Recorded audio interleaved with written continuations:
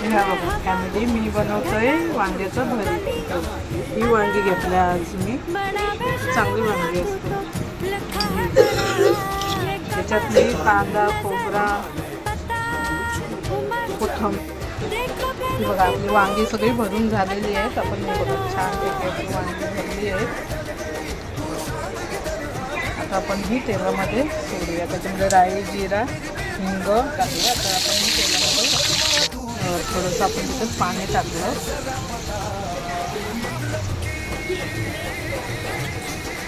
तरी छानपैकी वाफ